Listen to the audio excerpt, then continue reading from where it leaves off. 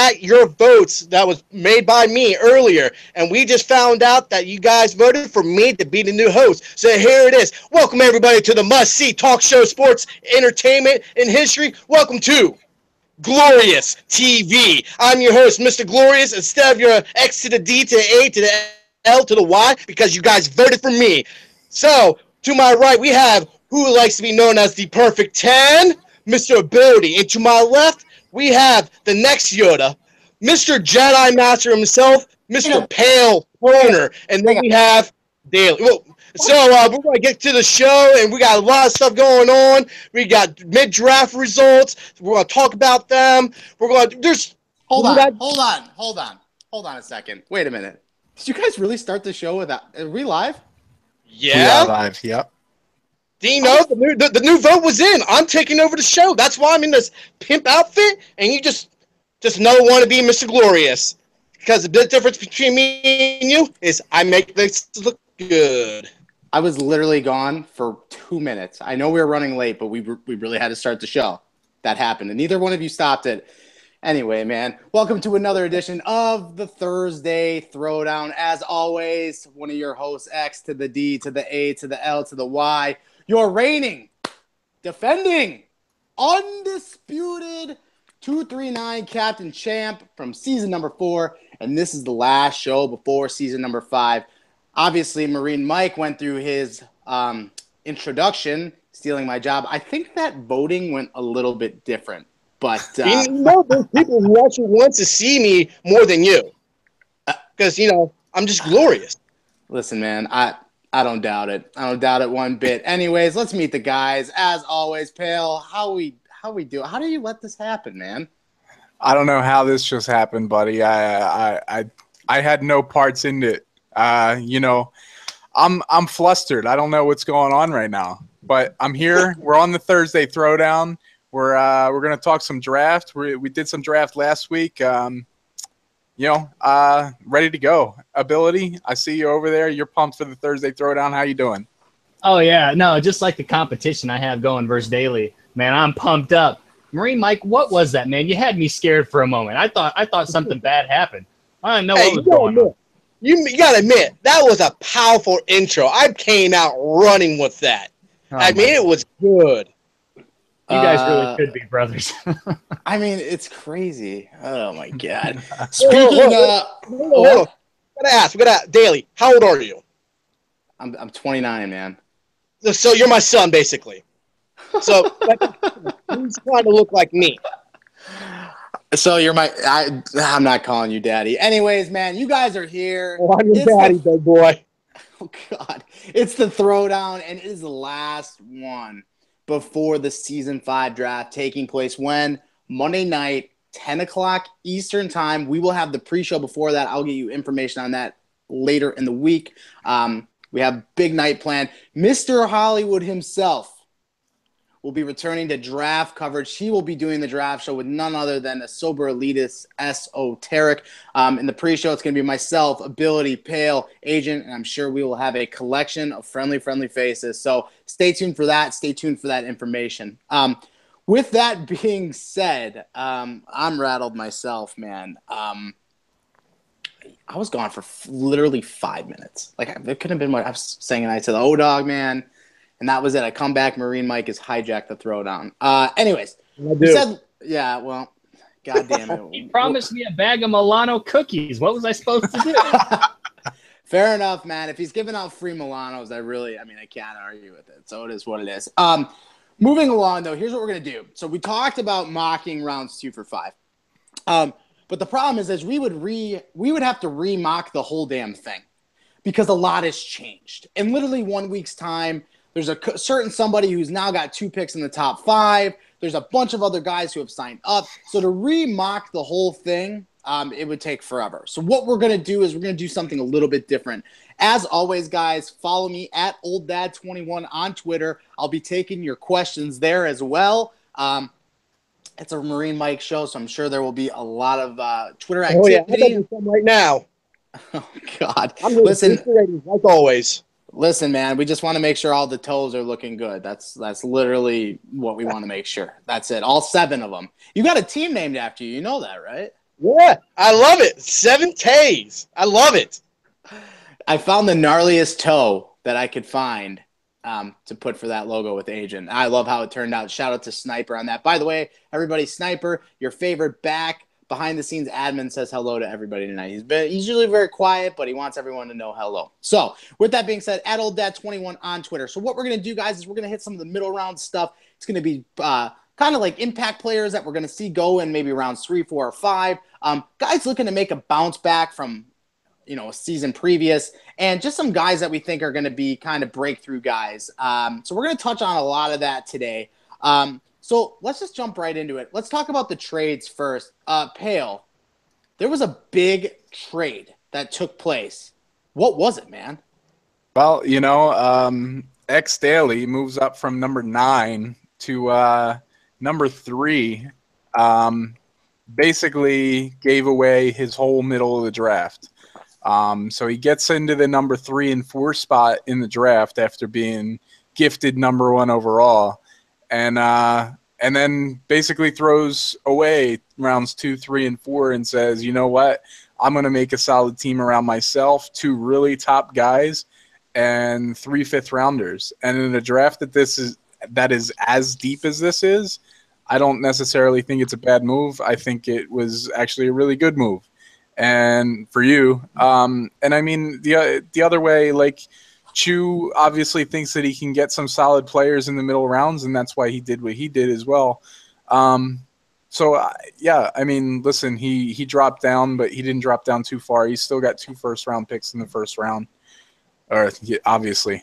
But yeah, I think that's it made out for both sides, and X Daily is up there in the draft board, and it made a lot of emo happen in the captain's thread. That was exciting.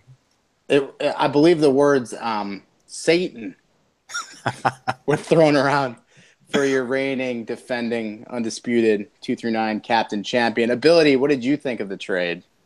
Yeah, about that. I can tell you that I was part of the emo in that captain's thread. Now, I need everybody to know that when I use the word emo, it's not actually like I'm going to go create havoc everywhere and just piss everybody off emo. It's just I got a little excited. I decided to throw some words around, but it was all in good humor, right?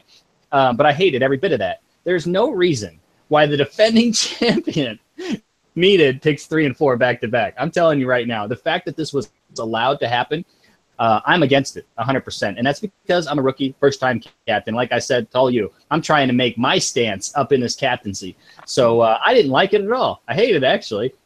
But, regardless, I think that Daly, it's been said, he finds a way to find those diamonds in the rough. So when it comes time for that 5th round, it's going to be really exciting to see the pieces that he finishes off his team with. Marine Mike, you're projected in that early or that late 4th, early 5th.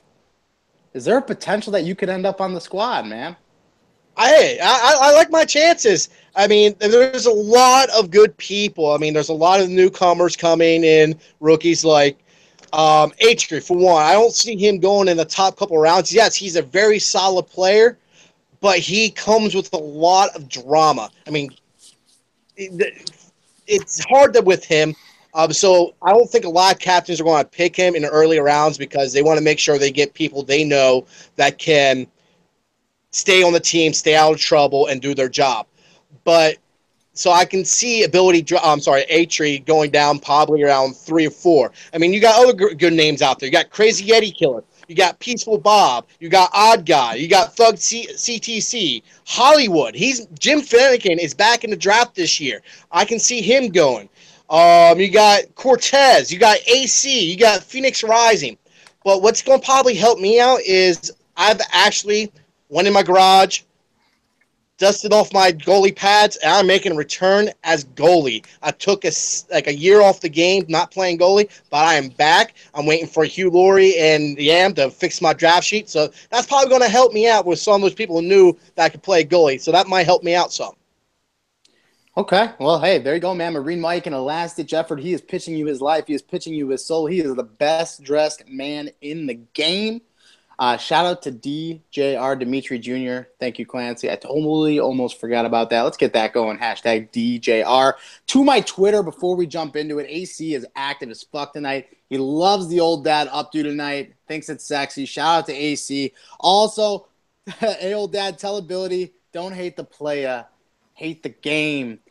And old dad knows how to play the game, man. Yeah, get out of town. Get out of town, both of you. Go buy a room. I don't want to hear it. It's two good-looking men buying a room, man. What can you say? Anyways, hey, Marine Mike Dolly, member of the defending championship team, wants to know, man, is that the same suit that you're going to wear when you win the Norris this year? Obviously not, but maybe the same suit you wear when you win the Vesna. See, I got many suits. Because, that's just how I roll. When you got to suit up, you got to suit up. But you got to have some different styles. You got to have that flair. So, I mean. Okay. Well, you're making it work. I like the handkerchief in the pocket. And inadvertently, we match again. Because I decided to wear red for whatever fucking reason today. So we match. It's a thing. Anyways, we're jumping in this draft. Pale, I'm going to start it with you, man. I'm looking for an impact player. And we know round one. We looked at round one. Yes, I know there's new names. Who's a guy in round, say, 2 or 3 that's going to make an impact this season for the team that he's on? Rounds 2 or 3. I'm going to go with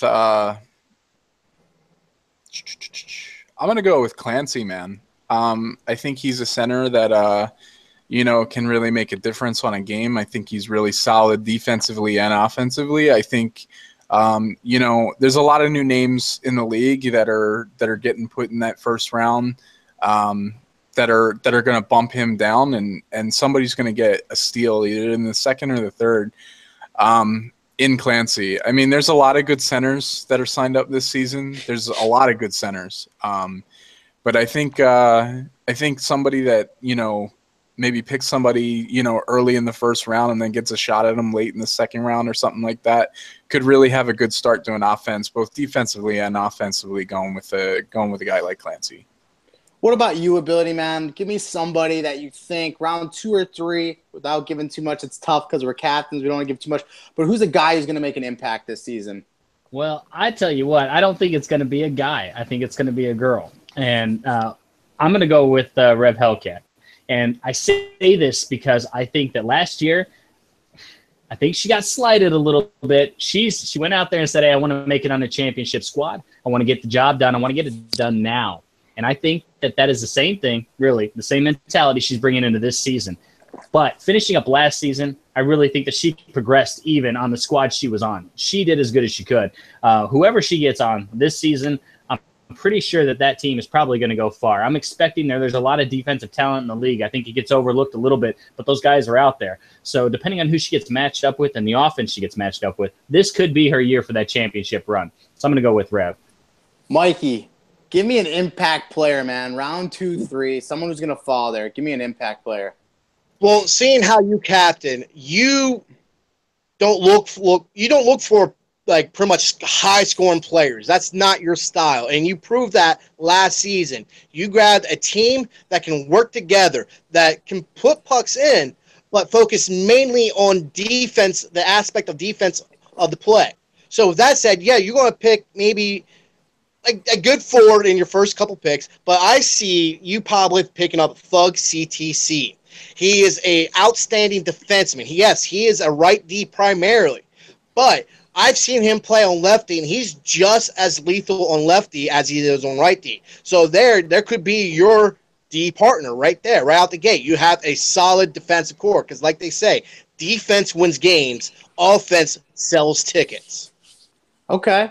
I mean, me and Thug both play right D, but it's possible. It's a thing. We could potentially see that. Thug's an interesting name. He's a guy who's been in the league, had a couple rough seasons, took some time off. He's back now. He does have goalie willing. Could he go there? I mean, I don't know, but he does play D as well, so that's a great find by Mike. The guy for me, I obviously want to say odd guy because I really do think he's going to make an impact this first season by himself. But I'm going to go a different route here. I'm going to go with a guy named Nexus, and here's why. He's a guy coming from another league, but he has a really nice skill set. He's a defenseman, which, again, is at a premium. When you look at this draft, there's a lot of a lot of names that maybe aren't known on D. So people are calling this D draft slim. I see quite the opposite. I actually see a lot of potential names, maybe not in the preferred, but also in the willing. Now, Nexus is a guy who has preferred right D, willing left D.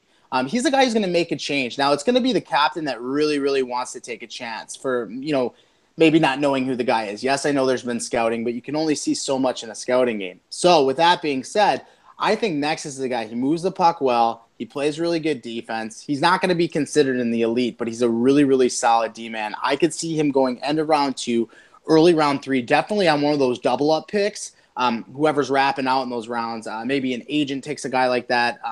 I could see Marty McFly grabbing a guy like that. I don't have any mid-round picks, so it's not going to be me.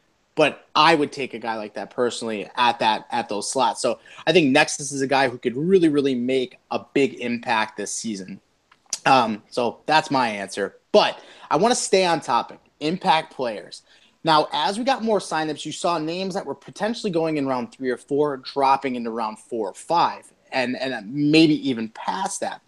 Who's a guy, and I'm going to send it to you, Pale, same question, but I want an impact player round 4 or 5. Who's a guy that's going to fall there, be a 4th or 5th guy on a team, and is still going to be able to contribute night in and night out?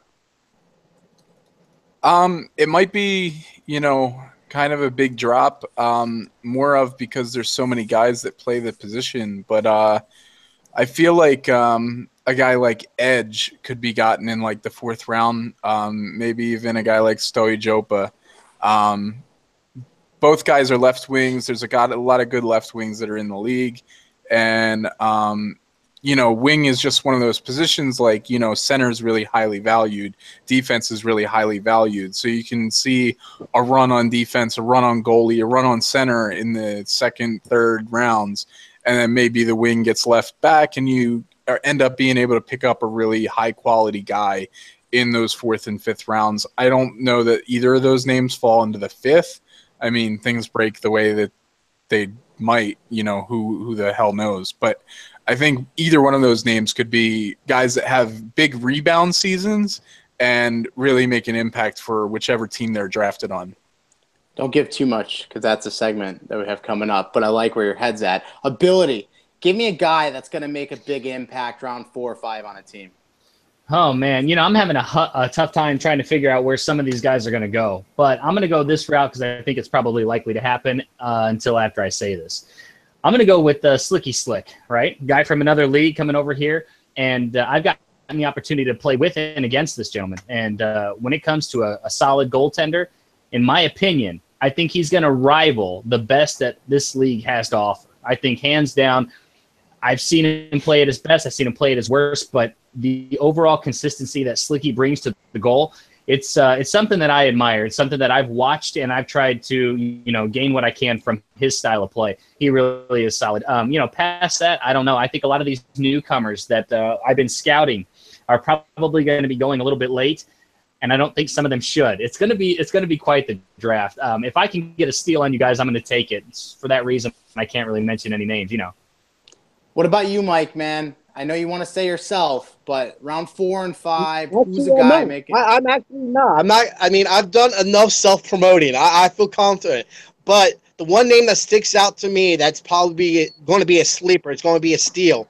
It's Crazy Yeti Killer. He was a waiver last year.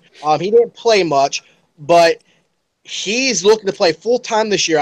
So hopefully he gets drafted to a team. Not only can he play center, he can play left wing. He's also phenomenal on defense. So he has the right areas for a good draft position. So I feel that any team that gets him will benefit pretty well because he is a solid player and he communicates well, works well with the other players. He can adjust very easily. So I can see him being a late sleeper threat. And my guy, man, I love Sniper 2070. Played left wing for the Jaeger Bombs last year. They made it to the conference finals or whatever you want to call that round. Couldn't quite get it done versus the boys, but look at the promise. The guy has really, really excelled his game. He's proven that he can be a forward, he can be a D-man, he can be a goalie. And unfortunately, with the way the draft's laying out, I could see this guy literally falling to round 4 or 5. If he's there in round 5, That you fucked up. You all fucked up. So with that being said, I'm going to give the bid to Sniper. He helps you in so many ways. Yes, he's refused goalie. He plays D at a high level. He plays forward at a high level. So with that being said, he's my guy that I really think is going to make an impact this year. I want to say it's going to be as a lefty, but he does give a captain some versatility to play forward as well. So shout out to Sniper on that. That's a very interesting name there, Dale, because I got the privilege of playing with him last season in the actually almost all season last season. So I mean he is very good. He can move the puck well and forward. He's very smart in defense. I mean he's just a well balanced player. He'd be a good asset to any team. Yeah, I think it's a great point. So shout out to Mike, man. Look at Mike doing a little bit of research out here today. Yeah. Guys, moving along. For that job. Oh, okay. Hey, man, I know you want my job. You took over the fucking show like the first minute. I'm there. I get it, man. You want my job. Anyways, moving on. I want to do comeback players, guys who had quiet seasons last year. And there's a lot of names, man. There's a lot of names that stand out to me. I'll start this one out, okay? A guy that's going to fall, we'll start with round 3. Let's say 2 to 3. A guy who's going to fall into round 2 or 3 that's looking to have a comeback year. And this name is Sober enough. Let's think about Sober's, say, career. Guy wins a cup season 2, makes it to the conference final season 3, gets drafted early season 4, gets shopped around more than a freaking, I don't know, whatever gets shopped around a lot. I shouldn't have went there. I had nothing, and I knew it. I had nothing, and I knew it, and I did it ananyway. But you're going to see like a pack of cigarettes in prison. Okay, cool. Perfect. Or like a cucumber in a women's prison. How about that? Does that work? Okay. It gets passed around like a cucumber in a women's prison. See, this isn't a kid-friendly show. I've been asked numerous times to make it that, and I forget. Yeah. I saw Orange is the New Black, okay? I don't think cucumbers are getting passed around that often. Okay. I haven't seen that, but I'm gonna take Ability's word for it. No cucumbers getting passed around. But with that being said, you see how you start talking about cucumbers, women's prison, and Sober. All these names work. They Way work to go, together. Sober. Yeah, congrats, Sober. You're the real MVP. But here's a guy that I think really could make an impact. He'll probably get drafted in round 3. Most likely left wing, right wing. The thing that I've seen with Sober thus far, he needs to improve on his passing. Sometimes he says it didn't happen, but I watched a stream where he was in. The puck hit his twig and it died. And I think that's one of the worst things that can happen. You got to keep that thing moving. In this game, those quick passes create a lot of space. And we need to adapt and adjust. So with that said, he's a guy who can finish in the front of the net. He's got really good IQ. Apparently nobody's hitting in this game. You don't need to. But with that being said, I think he's a guy in round 3 who can make an impact. Pale, round 3, comeback player. I know you touched on Edge, so let's go a different route. Let's go a different player. I think Edge is a really good guy who's due for a comeback year. His position availability, signing up for left wing only, is going to hurt him and probably drop him further. But who's a guy in round 3 that you think could have a real nice comeback year? Round 3. Let's go Amazing Viper X. He was started out on my team last season. Didn't have a very good start to the season. Stuff just wasn't meshing well. The hashtag chem came to bite us in the ass. But, the guy's a really good player. And I think that he, can adapt in this game and find a niche and just, bounce back. That's the point of what we're fucking talking about. Fuck. Amazing Viper. Yeah, he's my guy. That's the bounce back guy in round 3. Ability, man. I know you've been scouting your ass off, and I know you've been giving some of these, the OG 2 through 9 guys a lot of looks, man. Who's a guy that struggled last year, maybe even the year before, that's going to turn around this year? Round 3. I don't think I can say round 3. I know a couple guys that fit that description. By the way, I don't know, man. That kind of scared me a little bit. A couple guys that I know are going to have bounce back years. I'm 100% certain of it. One of them is going to be Desired Customs. I don't think he had a good year, not a great year. I think this year is going to be a great year for him. I'm also going to say McSwagger. McSwagger had a lackluster year. I think it's going to be a much better year for him. Round 3, I don't know. I don't know who's going to get picked round 3. These captains are so I know who's getting picked in the round 1 and 2, maybe. Around 3, man, I'm kind of clueless on this one. I don't know. That's when the drafting starts, man. And if you've never done this before, listen, I'm here to tell you something. The first 20 picks are easy. But when you start getting into end of round 2, early round 3, that's when you really got to start to mold that team. That's when you really got to look at that puzzle, man. And you really got to find the pieces that are going to work. People keep, is Lamp and Brick really going to work? Would that work if I were to draft them like that? There's only one puck. And I don't know if that necessarily would work. So really, when you're constructing this puzzle, you really have to look at those pieces and see how everything's going to fit in. So I think that's a great point ability. I got another name, Middle Guerin. Guy's a really good goalie. I've seen it. I've seen it firsthand. I've seen him have really good runs. And I think last year was just a down year. Playing goalie, then forward. That Church of Yam team was hashtag dumpster fire last year. And I think that middle was the product of some really, really bad team D. And when that happens, man, you start to try to do a little bit too much. And you get jumpy, you get movie, so on and so forth. So I think he could have a real nice bounce back year. It's another goalie, Tomahawk. Tomahawk had literal AIDS internet all season until the end. And when he had his internet up and running, and it was running good, the guy was playing out of his biscuit. We saw him late in the season, and he was tough. He was tough in net. They stole a game from us, almost won the series. So that's another guy that I feel could be around later and could really have a nice bounce back year. So, Mike, do you got anybody on the docket, man? Bounce back year? Give me a name. Actually, I'm going to go. This guy wasn't really quite last season. He had a good season last year, but this person is going to probably do what he can to make it even better this season, just to make a name for himself, to prove that he does belong on a team. And I'm just going to have to say myself, I've been training really hard. I've been practicing. I've been practicing every single position. I've been getting tips and feedback from every top player. So I'm going to do what I can to have my comeback season this year to prove that I need to be on a starting squad this year. Okay, I love it, man. He's never done selling himself, guys. Marine Hold on, wait a minute. Take a word from Sidu, and she says, I quote, NHL is a very different game than 17 was. You can't try to dangle through everyone and anymore. You have to move the puck and move it quick, like players cycle and use the points, and I think that is a style that's going to be very effective in 18. If people can do that, that's what's going to really help the team. It seems to me, too, a lot, and going back to the game, I know we're doing the pre-draft stuff, but guys, girls, in-betweens, whatever, you need to adapt. This game is very different. If you try and play like 17, you're a mess. It's not going to work. So CU makes really, really good points. This is a very different game. You can't play it like you did 17. You have to adapt. The days of defensemen going end-to-end, I think those are gone. You need to make quick passes. Quick passes create so much ice, so much space. That's just my observation as well. So if you can do that, like Marine Mike says, you can make a squad. You can do it.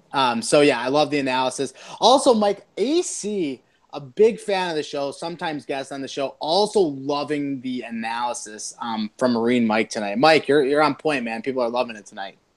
Thank you. Okay, cool. Man, a few words. Psych, man of many words. Many. So, guys, moving along, I want to talk about rookies, okay? This class, I want to say 20 to 25 deep on rookies. So, I'm going to go to you first, Pale. Give me a guy I'll just do it like this. Let's do this question. Who's your rookie of the year? Well, I mean, I haven't seen this guy play, but from all accounts, he's legit and should go middle of the first round, if not top of the first round. Shotgun thinks he's going to go first overall. I think that's Ezreal Saney from Moose. Well, do you know the scouting report on Saney, or you want me to give her? I don't. I've never seen the guy play. I don't know anything about him. I can give the report on Saney, man. He's really good with the puck. He can create space. He's a good goal scorer. He knows the game. I think that's something that kind of goes by the wayside a lot of times, knowing the game and knowing how the game plays, knowing what you can do and knowing what you can't do. If there's one thing that Saney does every year, it's he knows the game inside and out. And I think that's even more of a skill set that kind of gets left off, a lot of people's analysis on a player. He's good at creating space. He's good at creating for others. I don't think Saney's ever going to be a guy who leads the league in goals, but he's always going to be up there in assists because of what he does. He does attract guys to him and create space for his teammates. With that said, I don't see him going that early. Sorry, Shotgun. I love you. But he's going to be up there for sure. He's a dangly little fucker, and he knows how to create. So do I say first round? I think he'll be there late first, early second is probably where I would peg him out. But definitely a nice candidate for Rookie of the Year. Ability. Give me a name. Oh, man. The names I mentioned, I don't think people are going to like because I think some of these guys are trying to stay on the down low. But there's two of them I like, two that I really think could be impact players. And I'm looking past the elites because they're givens. They have a chance. But I'm going to go with two guys that really impressed me throughout the scouting, and that was Wiz Khalifa, 28G, and Tom for the win. These two guys in the forward position, I think maybe both centers or center right wing, man, they can bury a puck. And so I think that whatever squad they find themselves on, they're going to contribute, and they're going to contribute much like a Burks or a Hugh Laurie contributed to the DMART success. That's how I see these guys, top notch. And I suggest any captain that hasn't had a chance to scout them yet, go out there and scout them. No matter how much on the down low you're trying to be, this league's all about parity. We create the best teams for everybody, or so they say, right, Mr. 3 and 4? That's a slight we haven't even drafted yet. I love it, though. You know what that means, man? It means you're coming for this bad boy. Although this isn't the real one. The real one's on its way to Minnesota, where Sober's probably going to keep it for 96 years. Sober, jerk off on it and send it to me. Thank you. Moving along, those are two names that I really like, man. I don't really scout a ton, but just brain memory when I see guys play. I was really impressed with Tom, FTW. Most importantly, for his ability in the dot, I saw him kind of rip out a bunch of guys that are considered to be really good face-off guys. So shout out to him. I definitely think he ends up on a team. There's no way that I don't think he won't. Mikey, give me a guy, man. Somebody rookie. Who's your Rookie of the Year, man? Give it to me. Just give it to me straight. Before I like to point out, someone did remember this, and someone else pointed this out as well. Sicky. He is not a rookie. He played in 07, the beta season. So technically, he would not be qualified for Rookie of the Year. Second, Wiz Khalifa. Isn't he Dank? You just changed his name? No, Wiz Khalifa is Dank's friend, but it's not Dank. Okay. Yeah. Okay. I'm going to have to say Achu, however you say his name, if he can keep his mouth shut and stay out of trouble, I think he can be the Rookie of the Year. He needs to mature some and drop every bad habit he had from every league that always follows him. If he can drop those habits, he can be a force to be reckoned with in this game. And I see him going to be the Rookie of the Year as long as he keeps his mouth shut and stay out of trouble. Hey, light the lamp. I just want to make sure you're out there, buddy. You notice I let it go quiet until now. You're the real Rookie of the Year. Let's see it, bro. Make it happen. No, he's not. No, he's not a rook, though. He played season 2 before you were here. Oh, I didn't know that. All right. My bad. My bad. It's okay. But I got 2 more names on that list that I really like. You said you didn't want to talk about the elites, and I'm assuming now that you meant Lamp, but I'm going to transition into these 2 names. Noah Regretskis is a guy that I think is going to have a really good year, could surprise some people. A lot of the 239 guys don't know him, but a lot of the XPS guys definitely do. He's really good with the puck. Only thing sometimes I feel like he can't get tunnel vision with the puck, but there is one thing that he can do, and that is bury. He's a very, very good goal scorer. He has that touch. Another guy that I like also plays right wing, Crimson Fire. Got the privilege of playing with this guy in another league. He's a phenomenal right winger. Another guy who knows how to find the back of the net. Very smart, high hockey IQ. be an absolute travesty if he made it out of round 2. I definitely see him going middle of the second, end of the second, somewhere in that realm. So those are kind of 2 rookies that I think are going to make a run. BTW is another guy. He looks like he's really, really settling in at left wing from everything that I've been hearing and everything that I've been seeing. So that's another name that I see there as well. Moving on. So we did our rookies. We did the whole bit. I want to know about a specific player. I want to know where Jim Flanagan, Mr. Hollywood, goes in this draft. Now, a couple weeks ago, and I'm bringing this up because it's segueing into something more. A couple weeks ago, we were worried about goalie signups. We no longer have that issue. There's a lot of goalies, and there was some chat room buzz not too long ago about where goalies should be taken. I felt one way. Drug Monkey was in there. He felt a different way. So I guess the question I'm asking, A, where does Mr. Jim Flanagan fall? And B, when are we going to see the illustrious goalie run? Pale Poner, what do you think? So, I mean, I've said it a bunch of times on the show already, and I've practiced it in my draft as well. But I don't think goalies should go before like round 4 or 5 at the very most. And this season, I think you might see that more so than the past couple, just because of the depth of the league. Guys are going to be looking at their forwards in round 3 and be like, oh, man, this guy's still available. How is he still there?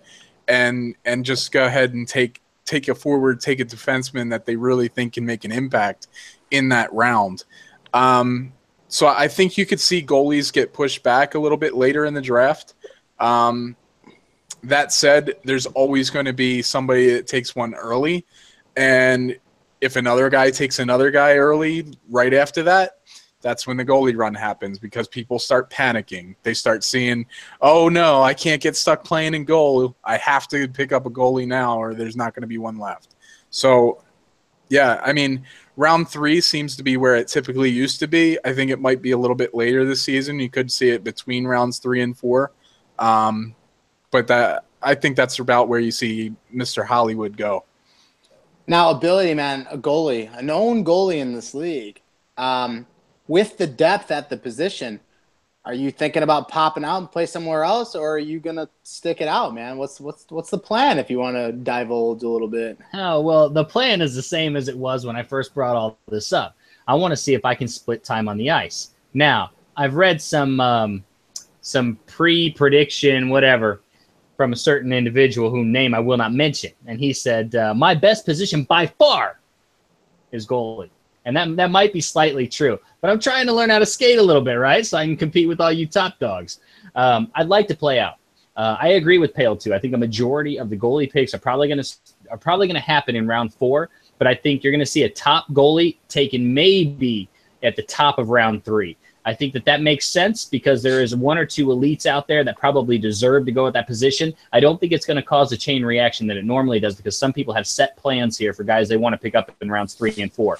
So maybe the goalies, a majority of them go a little bit later, but I think the top ones are going to be off the board early. But again, I really haven't given that any thought because I probably won't have to worry about it. Well, let's be real. I mean, B. Cripps had a great season last season. I really think that, you say middle of round 3 for the top goalies, and I think it might be higher than that. I think you could see someone still reach in the middle of the second round, hell, at the top of the second round for B. Cripps, based purely on what he did for the Yager Bombs last season. And it's funny you say this. So this was basically the dispute. In all my years in being this in leagues, just in general, especially in draft formats like this is what happens. You have 2 or 3 elites. So if you were to ask me right now who my 3 elites are, goaltenders, this is what it is. And not in any specific order, but you got B. Cripps, Time to Get Steven, and Master Shotgun. Those are my 3. If I were to value goaltenders, those are my top 3.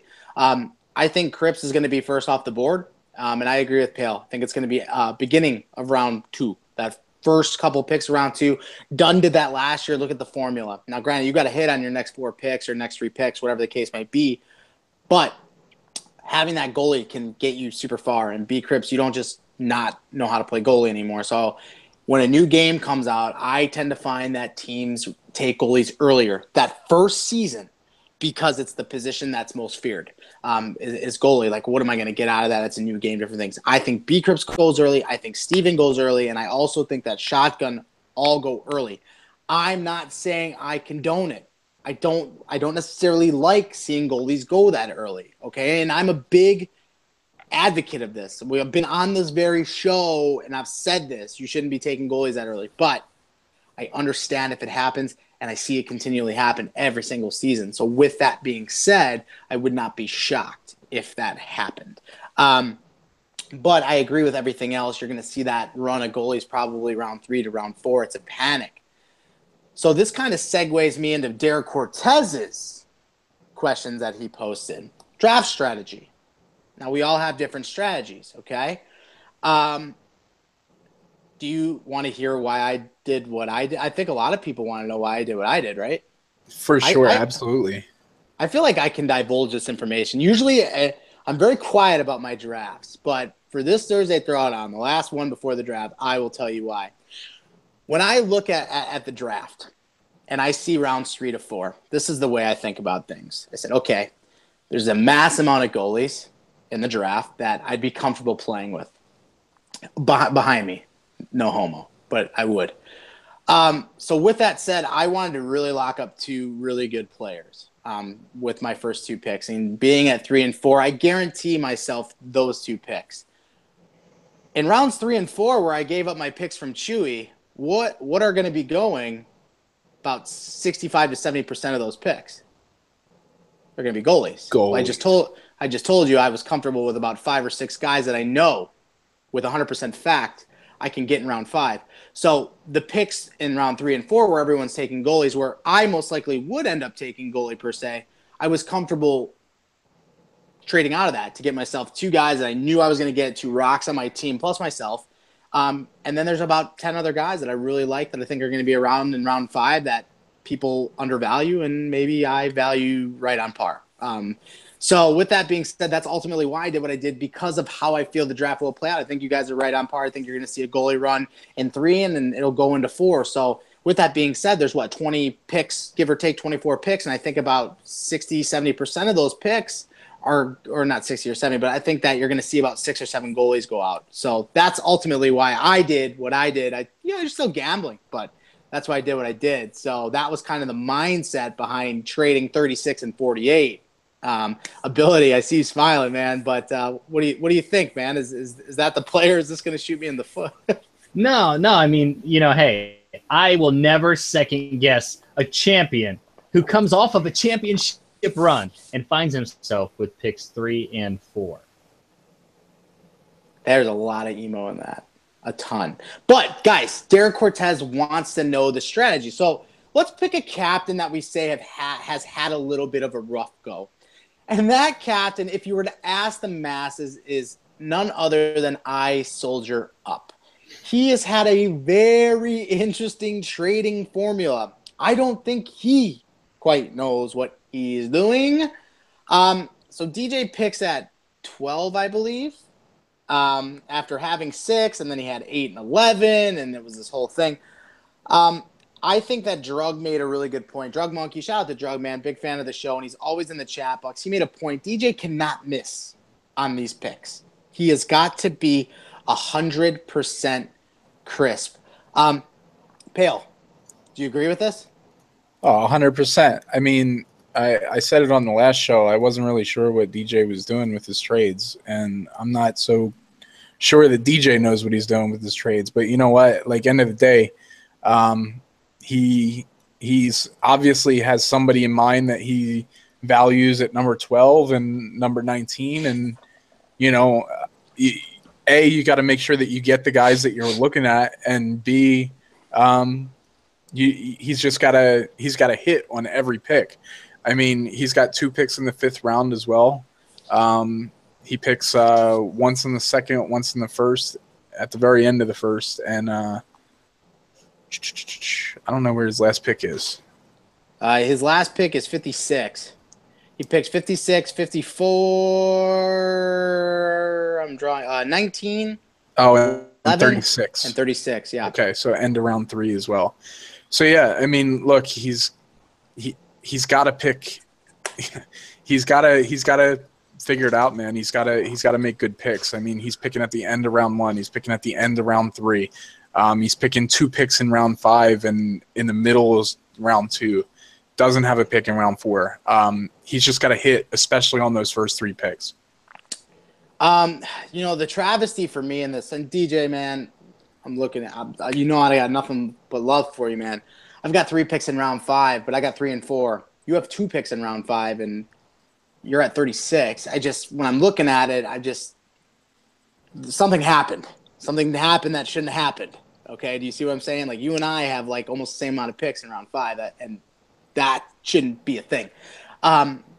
So I agree, man. DJ's got to hit on all these. He does, but I believe he will. Marine Mike, I got a question for you because my Twitter's going off a little bit, man.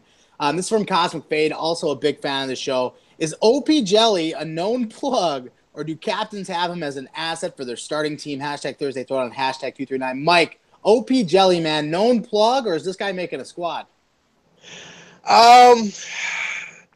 That's really hard to say. I mean, I played a couple of games with him. I mean, he's hit or miss. I mean, he has his good games and he has his bad games. I can't say for sure what's going to happen with him.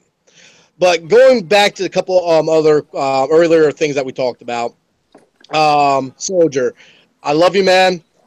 But watching your trade for picks, I had more entertainment watching 2 midgets screw a doorknob that made more sense than you're trading the picks. I mean, it's a travesty. I mean, what are you doing? Like you guys say, he needs to hit on these picks because I mean, you going into the last pick in round 2, going to the first couple picks of round 3, you have Agent with 4 picks. Back to back to back to back. I mean, how he pulled that off. I mean, a lot of people are saying the first good picks are coming through the first 2 rounds. All right, I see Agent filling out his team at the end of the 2nd round, going into the 3rd round, and that's where the goalie is going to the first goalie is going to go is Agent's last pick in the 3rd round.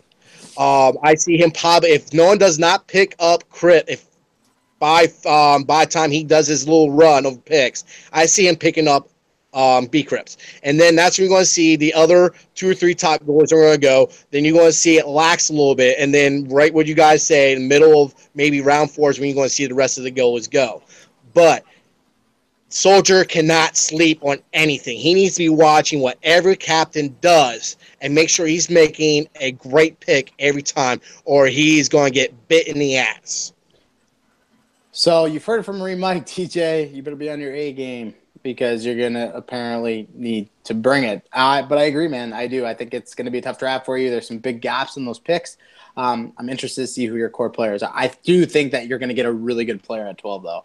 I know who I would take, and I think it's going to be there, but I'm not trying to help you out. It's your 3rd season. You will figure it out.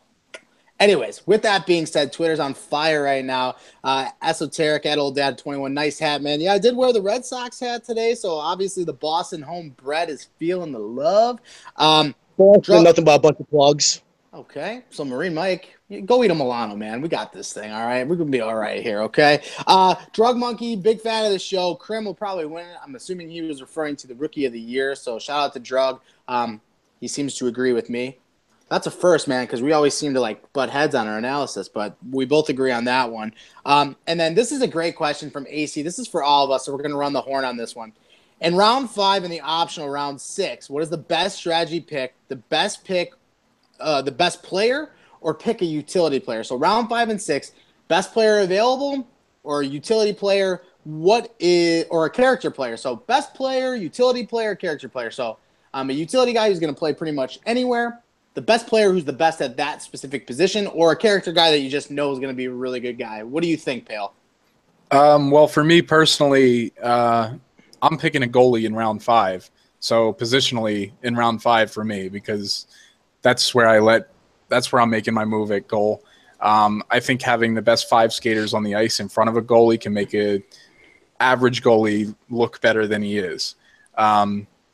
So goalie for me in round 5. I mean, in round 6, I've picked A. Thompson the last 2 years. He's a guy, he's just a really good guy to have on the team. He's a guy that's there every practice. He watches all our games. He gives good feedback in the chat. And, he's there. He can fill in. He's a player that can play on a team and contribute. So I think having a good character guy that has a role on the team is definitely a plus in the 6th round. You can take that a different way as well. I mean, there's guys like maybe Joe Thornton or Figo that may be going in the late 5th or 6th round that might be able to contribute to a team in a different way. Just being a really good player that's on a part-time schedule that just can't make all your games. So I guess it really depends on what you're looking for in that round, whether you think you have a strong draft and whether you just need a character guy that can be a glue guy for your team, or whether you need that extra punch from a guy like Vigo or Joe or something like that. Ability, what do you think, man? How are you kind of approaching the late rounds this year? Well, I mean, I'm gonna be slotting the guy for a specific position. Now, I think a lot of the players that are gonna I think a lot of players in the league, period, play multiple positions, and a couple of these guys really do play them well. I have seen a couple rookies who I scouted that I've actually scouted in different positions. And without naming any names, these guys did a great job at both positions. One slightly better than the other, maybe, but utility player, right? They can be used wherever. So I would probably slot one of the players that I have scouted that can play multiple positions just in the event that it doesn't work out in a specific position. But it all depends on how these early rounds go. It's going to depict how I pick later in this draft. I'm really excited to see what all you crazy guys got going on over there. Holy shit. Coffee down the wrong pipe, man. I'm so sorry, Ability. I did not mean to fuck up your whole shit. I'm still recovering here. Oh, I need to say real quick, though. OP Jelly is not a plug. Okay, Cosmic? He's not a plug. We know you're an OP Jelly guy. We all know it, man. Like, you know how we all have, like, our guys? Like, I'm an odd guy. Odd guy's my guy, right? We all know that, right? There's a certain fellation that happens with odd guy. OP is definitely an ability guy. 100%. You know who else is an ability guy? Time to Get Steven is an ability guy. He was on my team last year, and he's not even an ex-daily guy, man. He's not. Marine Mike is everybody's guy. So with that being said, that's how that goes down. Speaking of Steve, a.k.a. Time to Get Steven, fake news. I'm assuming he's referring to the goalie thing. I don't know. Whatever. You didn't win the Vezina, man. It's okay. Derek Cortez at Old Dad 21. I still want a mock draft. I know, man. But, there was so much trading. We'd have to start all over. Because the one that we did wouldn't have made sense. We'd have to start the fucking whole thing over again. To have it make any sort of sense. So, that's where we're at. But to answer AC's question, round 5 and 6, what am I looking for? I'm with Ability and Pale. Round 5, I'm rounding out my roster. Your whole team. Well, my whole team's in round 5. But if I were to have a normal draft per se, let's just say I had 1, 2, like last year when I won, I didn't make a single trade. So last year what I did is round 5, the league decided to be mental and let Odd Guy fall to me. Well, that was your own fault. I did say Odd Guy was my guy. That was stupid.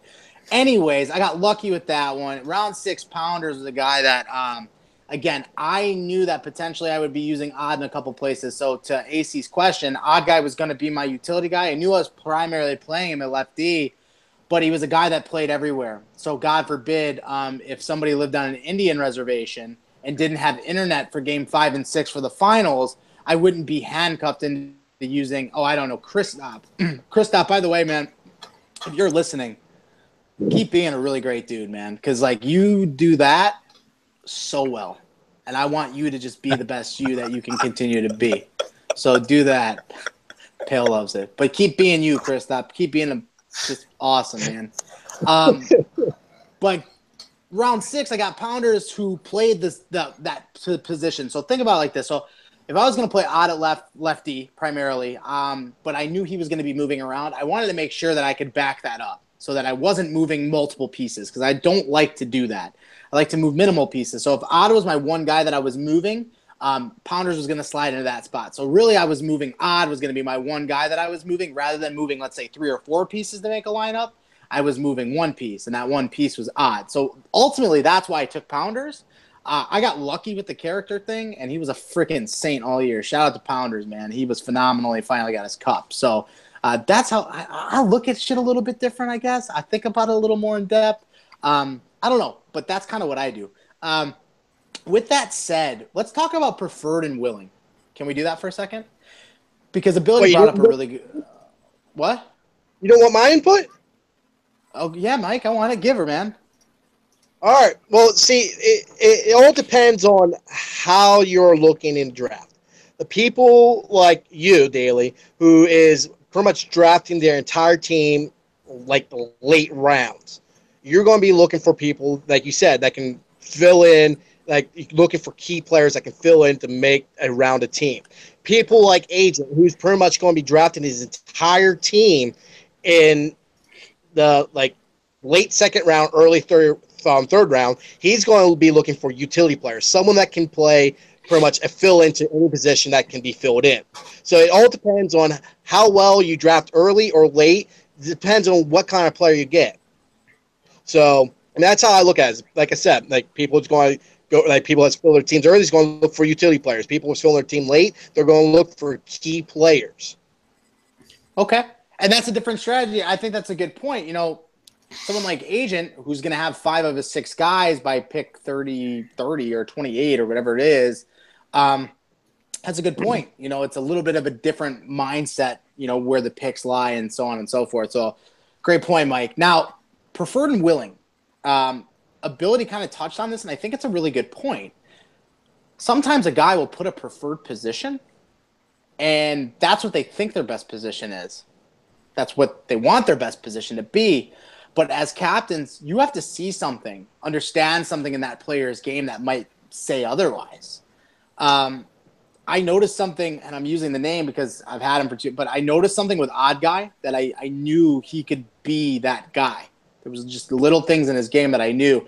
So as captains, it's not necessarily a slight. Like if you're asked to play a position that you have as willing, don't take it as like a negative thing. Like, oh, he doesn't want me as my preferred. It's not that. It's just maybe that's the role that's best going to suit that team. You know, maybe on another role you are, or another team you are a left wing. But on this team, you're a right D. Look at Derek Cortez. Derek Cortez is a forward by trade. From everything I've heard, he's a really good forward. I've seen him play a couple times too. He's a very solid forward. But there was a need at defense. The guy slotted in, played it phenomenally all season, gets his team, helps get his team into the playoffs, has his captain abandon them, and they're still out there grinding. He had a phenomenal rookie season. You know, if it wasn't for Sidu putting up the season she did, I mean, we could be talking Derek Cortez right now because of the season that he had. So, guys, I don't think it's necessarily a slight, and don't take it that way, guys and gals, if you know, you end up playing a willing position. Just be happier on a team and getting to play every night. I think that's the biggest thing. But ability, you've touched on it, so I want to hear it, man. Like, am I crazy to think this? Like, as captains, you're seeing one thing, and then you're like, wait a minute. Like, yeah, I know you're here, but I could see you really helping this team here. Yeah, no, that's actually probably the case with a lot of guys. I use this name a lot, but that's because I've seen him play a lot. McSwagger, he's a right winger, right? I think the guy plays like he should be on the left wing. I think if he played left wing, he would probably have a great season. I don't know if he'd agree with me on that. Probably not. You know, players get stuck mentally in a position. I think the same thing with Amazing Viper. He is stuck on the left wing, and he's a good left winger. I think he could be great on the right wing just because of the way that some players skate down ice and the directions and the dekes they choose to use. They really would set themselves up better if they were on opposite ends of the ice. So no, I mean that's 100% accurate. Some guys play their position well, you know. Some guys play into a T. What about you, Pale, man? Like, I mean, you're a guy who's right D. Hell, you won a cup playing goalie that you never played before. Like, how important is it to just, you know, being in this league and understanding, like, sometimes your best fit for a team might not be the position that you're, you know, preferred. Yeah, and I mean, especially for if you look at the signups, I mean, if you just look at the preferred positions on the signups, there are way too many forwards in comparison to how many D we have. I think there are 7 or 8 maybe 9 lefty are preferred, and I think there's about 6 or 7 right D preferred. And I mean, Daly, as far as I know, me and you are the only ones that play D as captains. So I mean, you could see Marty play D maybe. I soldier up, I guess, as well. But end of the day, like if you look at the numbers, there are going to be forwards that are playing defense, and you know, it is up to the captain to see that in somebody's game and say, look, I think you might be a good fit for my team in this spot. It might not be something that you're necessarily have played a lot. It might not be something that you've necessarily feel like you're better at, but at the end of the day, you need somebody that can contribute in a positive way to your roster in the spot that you need them to. And there are going to be some forwards that are asked to play defense in this game. And that's a perfect analysis of what it is. I just, be prepared for that, And again, it's a growing thing, and maybe you don't even know. Maybe you make a name for yourself at a position that you didn't even think that you were, maybe any good at. Odd guy still. I'm a forward, but the guy plays fucking lights out on D. I mean, it's in his arsenal, and that's something that he probably didn't even realize, and now there he is. And again, I use odd guy because I lived it, I saw it. So, but again, Pale, I think it's a great point moving forward. Guys got to get ready for that. But I'm excited. I know Derek Cortez wants a mock draft or he riots, but we only have 22 minutes, so I want to see what this riot consists of because, that's where I'm at right now. I want to see the riot like that because we don't have enough time to fill it out, right? So I want to see the riot. But as far as draft stuff goes, man, let's just do this. I want to know who's the guy. I mean, who's your guy? Who's your captain that could surprise this year? I think it's very easy to say Pale. People are going to say, oh, Pale's going to have a good team because he's done it 3 times. Daly's going to have a good team because he played. D-Mart's going to have a good team because, whatever. Who's a guy that's going to surprise you this year and why? I think if you're looking at the draft board and you're saying to yourself, man, I don't know whether this guy can pull it out with where he's picking. I think Agent's the guy. I think he's got the most to prove as far as, the guy basically almost traded out of the first and second rounds of his draft. He has the last pick in the second round, and then everything else is third round or later. I think that he could have a stud, rock-solid team with his 4 picks in a row at 24, 25, 26, and 27. The draft's deep. He's got to hit on his guys, and he's got to make sure that he can get that hashtag Chem going.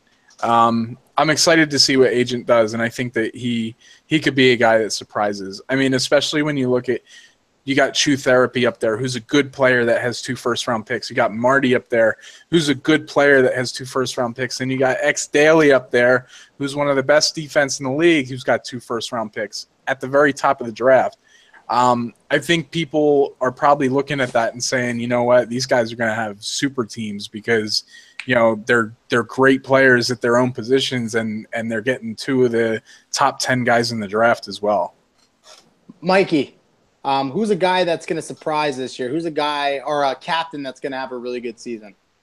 You know what? I'm going to have to say Ability. I've been in a lot of rooms with Ability, and, I mean, this guy has been,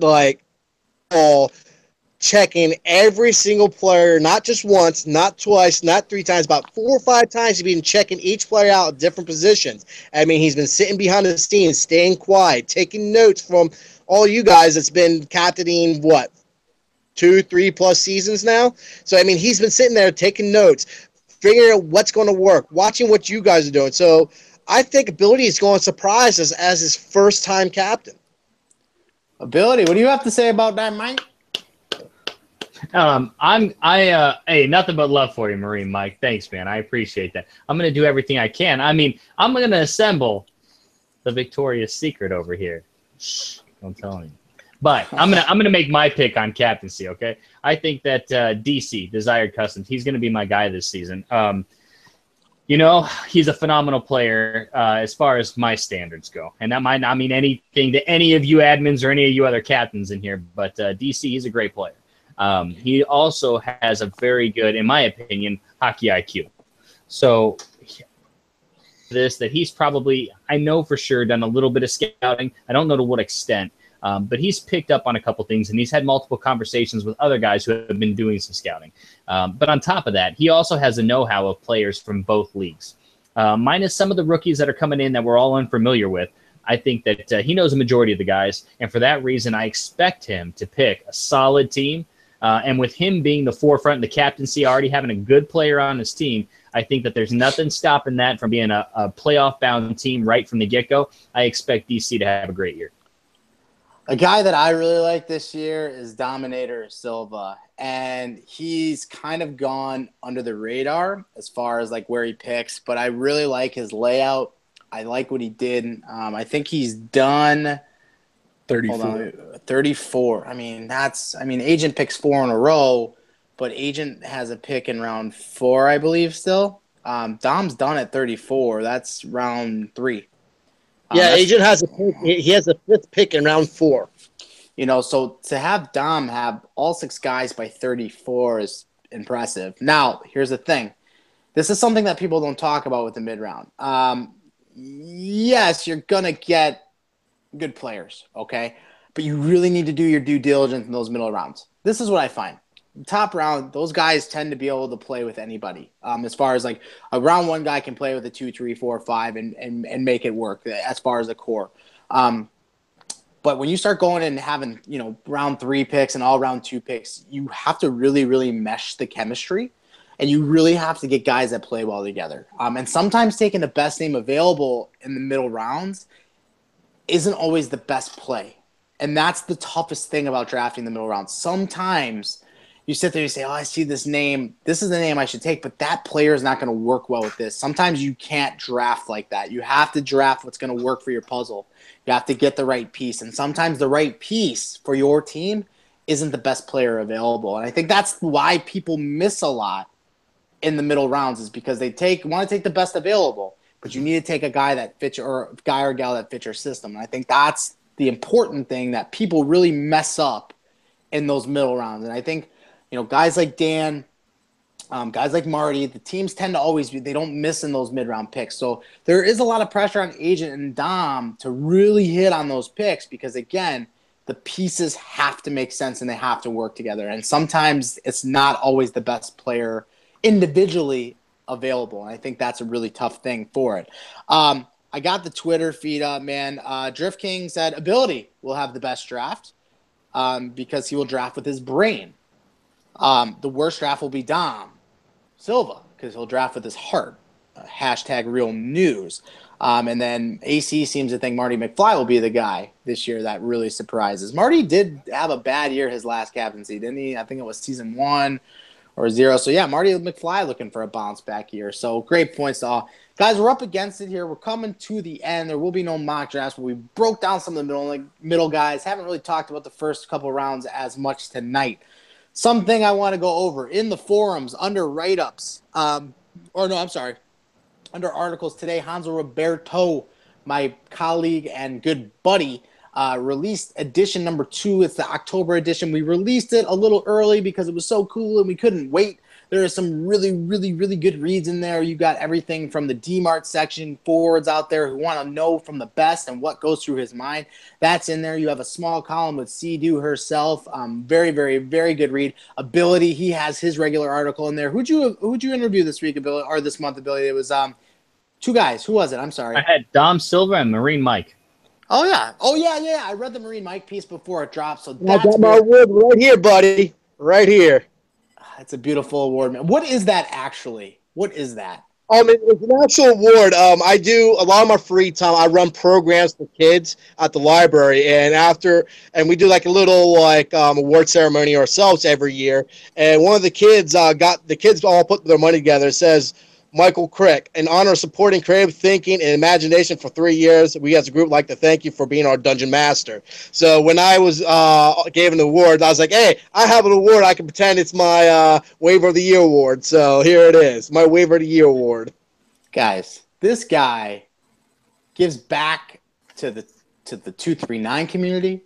He gives back to his community at home. Marine Mike's getting drafted this year. I'm throwing it out there right now. I mean, he's getting drafted. Shout out to Marine Mike. You are the real MVP. So, guys, if you haven't checked it out yet, make sure you get in there and check out the 239 magazine, edition number 2. Hanzo, all the guys who pitched in on that. I think DJ has an article in there. You've got to check it out. Super awesome. Great read. Also, I have super exciting news coming forward. Everybody's favorite voiceover master himself, the guy who brings the energy, the guy who brings the pump. It's everybody's favorite, Dare Cortez, will be having a new show called 239 tonight. Now, I'm telling you this because I want to start the hype game. This guy is absolutely awesome. If you haven't heard his stuff, him and Flanny have been collaborating on the series recap videos. You know he's going to bring the energy. You know he's going to bring the fire. It's going to be fantastic to watch. I know I'll be tuning in. This will be co-hosted by none other than everybody's favorite miner. Sorry, OP Jelly, but Cosmic Fade will be the co-host on this show. I don't have the details as far as what the show is going to be, how it's going to play out, whatever it is. But both guys seem committed, and with the fail of Pass the Bleach, we love you, DJ. We love you, Chew Therapy. We're trying to give you guys more content here. So we've got the magazine. We've got your Thursday Throwdown. The Sober Elitists are coming to you live every single Friday night at, 10 Eastern, 9 Eastern? 10 Eastern, I'm sorry. You know those guys are going to bring it. Flanny's over there with them now, too. So, guys, 239 tonight, rolling out. I'm not sure on the date yet, but it is going to be awesome. You guys didn't even know about this. Pale, you ready for another show, man? What do you got? What do you got? Well, I don't know what they're going to do yet, but I have been brainstorming with Dare. Sorry, he hates when I call him that. But, dude, like, it's the first thing. Like, and he says to me the other day, he's like, well, what if I called you X? I'm like, no, it's not the same, man. Like, that's just a letter. Like, you have Dare in front of your name. Now, for those of you who don't know, man, follow him on Twitter, at Dare Cortez, I believe is the handle. I'm going to pull it up right now. But he does it's at Dare Cortez. He does a ton of stuff. He's got his own, like, e-gaming thing. Those dudes kill it, man. They play tanks. They play all this shit. Check them out. They're doing some really, really cool stuff.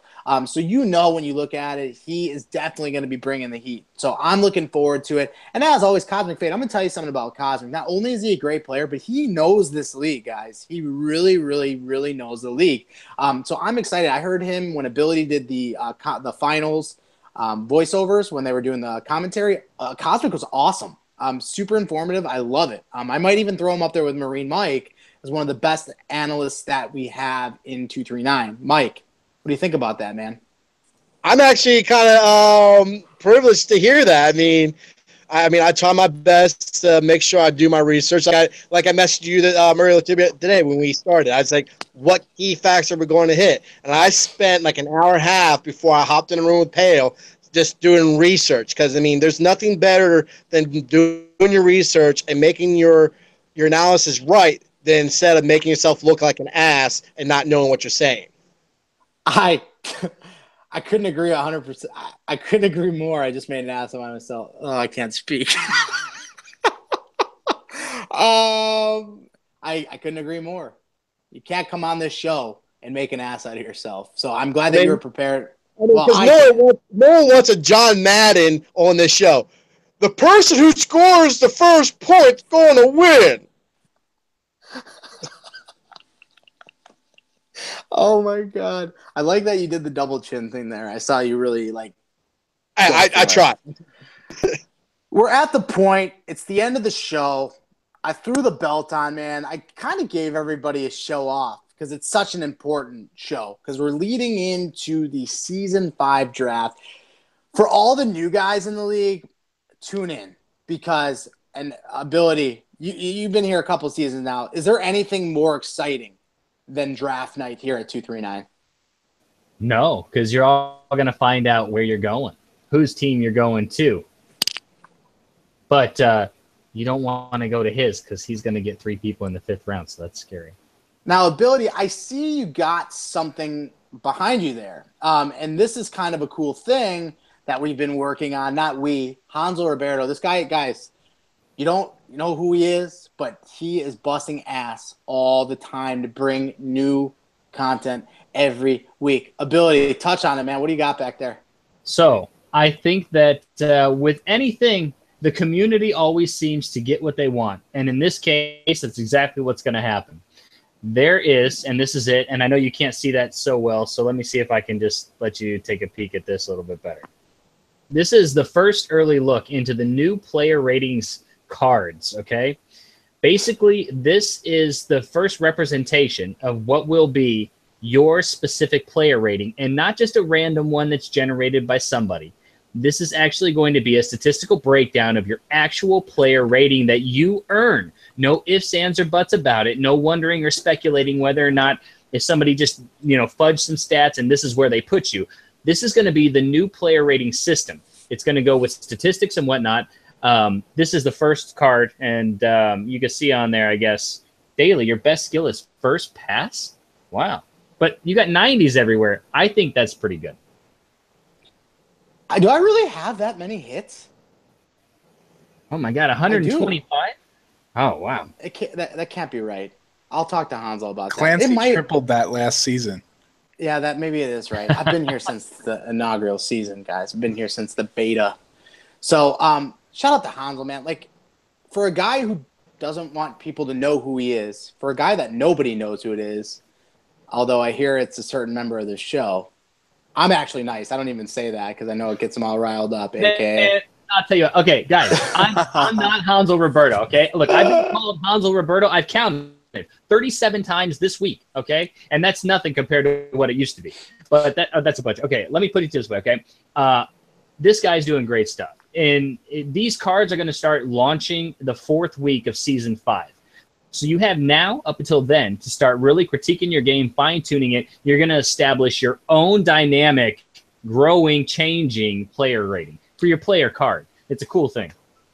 Now, what league are you going to be able to go to and get your own HUT-style player card? What league are you going to go to and get the absolute shit talk of a sober elitist? What league are you going to go to and get a championship belt? What league are you going to go to and get Milano cookies and 7 toes? The answer to that question is there is only one league, and that is 239 hockey. We are changing the game. This league is changing the game. The media is changing the game. People are starting to take notice, and we are here. And we admit, for everybody who put the work in, shout out to every single one of you. It is a very large base. And you, the 239 community, in literally 11 months' time, 12 months' time, a year time, whatever the case is, we have grown this league from a freaking 4-team startup to a 12-team season with 15 to 20 waivers. Guys, changing the game. We have 3 shows on air. We have a magazine. We're on iTunes, guys. We have our own iTunes. You can follow us and subscribe to us. The Thursday Throwdown, all of our episodes get uploaded there. Sober Elitist, all those get uploaded there. We got Darren Cosmic doing the 239 thing. We got fucking HUT cards. We've got dynamic player ratings. What league are you going to go to and get all this stuff? Don't even waste your time looking. The answer is nowhere. 239 is the place to be. Guys, we're up against it, man. Marine Mike, you sexy fuck. You just keep showing up on my screen and you just look so good. Pale, what do you got, man? We're heading into the draft. What are the last words for the other captains in the league, man? Good luck. That is such a fucking cop-out. That is such a cop-out. Mike, give me something, man. Give me something here. First, I gotta say, Hanzo, for all those that watched Speed Racer growing up, Hanzo is Mr. X of 239. No one knows who he is. He's always wearing that mask, but great work behind the scenes. Second, I like to put a plug out there. I will be posting something called Extra Life. What we do is we raise money for a children's medical network. For those who's donated to me in the past from the Moose knows what I do. We collect money, and then every November 5th, we do a 24-hour game-a-thon, me and my friends, and our money that we raise goes to a Children's Miracle Network of our choosing. I choose the Hershey Medical Network. So that 2 years ago, last year, I raised over $738 for Children's Miracle Network to help families and kids that are in need of medical support and all that stuff to make sure they get better. So I'm going to be posting something soon with that. Other than that, I'd like to say thank you for the awards and thank you for everything else. Billy, how the hell are you going to follow that up? Well, I can tell you, it's very simple. Marine Mike, what you do, man, that is incredibly honorable. And if I get the opportunity to, when I see this stuff posted, I will make a donation towards that cause because, damn it, that's one of the greatest things I've heard in this league. Thank you. Past that, I want to let everybody know that I've been working my tail off. I know a couple other captains, Marty McFly, Dom Silva, especially those two. We've all been working our tails off. We're scouting guys left and right. We want the best players on our squad. We want the coolest guys on our squad. We want to have fun this season, and we want to win some games. So I'm saying to all you rookies out there and all you other guys that I haven't had a chance to scout with or for whatever reason, to hit me up. Let's go play some games in between now and Monday because I'm looking to assemble one of the greatest teams in the history of 239 because I want that belt, and I want to dethrone it from Daly this season. With that said, there is Friday, Saturday, Sunday, and then Monday, and that's the draft. You have 4 days, 5 days if you count tonight, to get out there, get yourself noticed. I don't want to hear this, oh, I'm one of the 15 waivers. You got to get out there. Get your name out there, guys. These captains are scouting every single night, okay? So no excuses. If you're good enough, you will make a team, but you got to get your name out there, okay? With that being said, I am the belt holder. I am the 239 captain champion. I didn't do it alone, so I'm the 239 captain champion. I wish all my boys from BBB the best of luck this season, but I know that they're all going to be gunning, just like the rest of the league, for this right here. The reigning, defending, undisputed champ of 239 is none other than X to the D to the A to the L to the Y. And if you want it, you got to come get it. With that being said, Thursday Throwdown out. We'll see you guys later.